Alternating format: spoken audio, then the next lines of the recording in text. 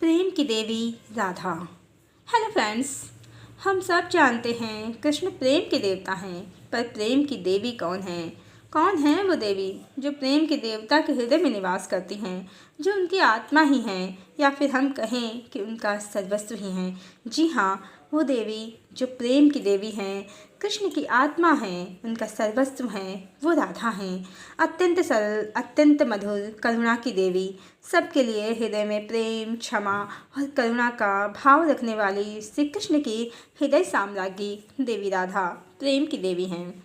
अकारण ही नहीं है वो प्रेम की देवी। प्रेम के देवता ने स्वयं को आधा किया है, स्वयं से प्रेम करने के लिए फिर राधा का निर्माण हुआ है। परम ब्रह्म परमेश्वर जब नितांत एकांकी थे तो उन्हें प्रेम की प्यास उठी और उन्होंने उन सर्वशक्तिमान ने स्वयं ही दो रूप बना लिए। वो शिव बन गए और उनकी शक्ति उनकी स्त्री गौरी, वो राम बन गए और उनकी शक्ति सीता, वो कृष्ण बन गए और उनकी शक्ति राधा, और पूर्ण परमात्मा ने अपूर्णता का रस चखा। प्रेम कोई सांसारिक तत्व नहीं है, ईश्वरी तत्व है। हम सब संसार में प्रेम ढूंढते हैं पर मिलता नहीं है। रिश्तों से, भौतिक संसाधनों से थोड़ी प्रसन्नता, थोड़ा सुख मिल जाता है, पर प्रेम एक ऐसा तत्व है जिसके लिए जीवन भर हम अपनों से, दूसरों से आशा करते हैं और निराश भी होते रहते हैं। क्योंकि प्रेम सांसारिक तत्व ही नहीं है, कितना भी ढूंढो संसार में ये मिलेगा नहीं। इसलिए जब हम हार जाते हैं संसार में प्रेम ढूंढते ढूंढते, तो उस ईश्वर की शरण में चले जाते हैं। और जब हम स्वयं को ईश्वर के अधीन कर लेते हैं, अपनी सारी चिंताएं उनके चरणों में डाल देते हैं, निश्चिंत हो जाते हैं, तो इस ईश्वरी तत्व प्रेम का थोड़ा सा आभास, एहसास हमें होता है। और जो ईश्वर के प्रेम को अनुभूत कर पाते हैं, उन्हें इस प्रेम का और भी अधिक एहसास होता है। और देवी राधा तो स्वयं ईश्वर ही हैं, ईश्वर का नारी रूप हैं, करुणा का सागर हैं, माँ भगवती हैं, इसलिए वो प्रेम की देवी हैं। जहाँ देवी रुक्मिणी कृष्ण को पाने के लिए पत्र लिख देती हैं, युद्ध और रक्तपात करवा देती हैं, वहीं देवी राधा अपने प्रेम और उसकी प्रतिष्ठा के लिए उनसे विरह सहन करती हैं। देवी रुक्मिणी सांसारिक भोग विलास का प्रतीक हैं, जहाँ प्राप्त करना ही अति आवश्यक है, फिर चाहे उसके लिए युद्ध और रक्तपात ही क्यों न हो जाए, फिर चाहे उसके लिए माता पिता का सम्मान धूल में ही क्यों न मिल जाए। और ऐसा संबंध युद्ध के मैदान से शुरू होकर द्वारिका में कई सौतनों के साथ और अंततः द्वारिका के साथ ही डूब जाता है। जो भी प्राणी प्रेम को सांसारिक तत्व समझते हैं, साथ उठना, बैठना, खाना, पीना और सोना को प्रेम समझते हैं, वो अवश्य ही देवी रुक्मिणी को अपना आदर्श समझ सकते हैं। पर प्रेम कोई सांसारिक तत्व नहीं है। प्रेम चेतना को साझा करना है, भौतिक सुखों को नहीं। प्रेम संसार से, भोग विलास, भौतिकवाद से परे है। प्रेम सबके लिए दया, करुणा, यहाँ तक कि अपने शत्रुओं के लिए भी क्षमा का भाव रखता है। प्रेम त्याग और समर्पण मांगता है।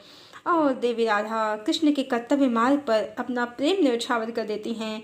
कितनी पीड़ा हुई होगी उनको कृष्ण के विरह से, पर अपनी व्यथा को, अपनी पीड़ा को उन्होंने अपने अंतर्मन में, अपने हृदय में कहीं दबा लिया है और अपने समस्त सांसारिक कर्तव्य निभाते हुए एकमात्र कृष्ण को अपने हृदय में रखकर अपना संपूर्ण जीवन जिया है।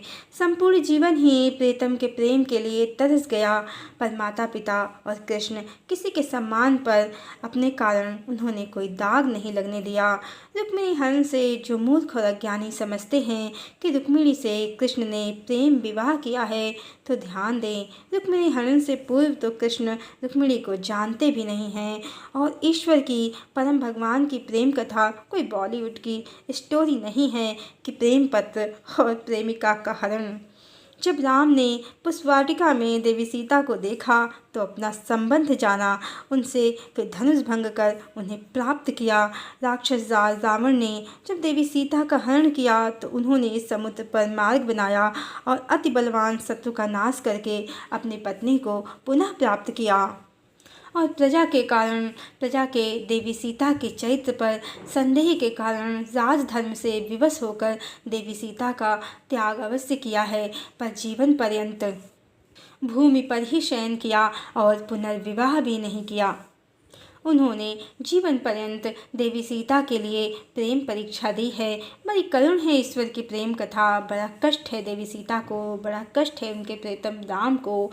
ईश्वर की प्रेम कथा कभी सरल नहीं होती। इसमें प्रेम की परीक्षा और विरह का कष्ट अपार होता है, और यही परीक्षा देवी राधा ने श्री कृष्ण के लिए दी है। प्रेम में स्वयं की इच्छाओं का, स्वयं का इस भांति बलिदान किया है कि आज कितनों को वो काल्पनिक लगती हैं, पर वो प्रेम, समर्पण और त्याग की देवी हैं। और उनका प्रेम वृंदावन से शुरू हुआ है और कृष्ण के हृदय में समा गया है।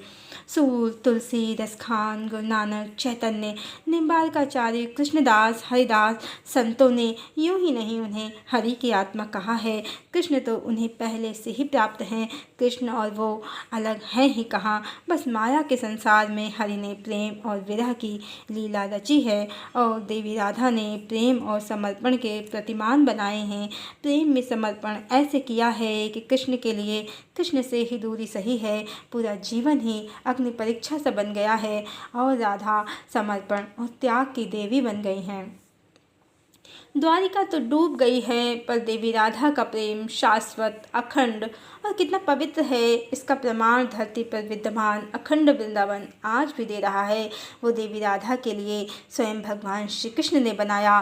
प्रेम की देवी के लिए, अपनी प्रिया के लिए भगवान श्री कृष्ण ने बनाया। हरि ओम।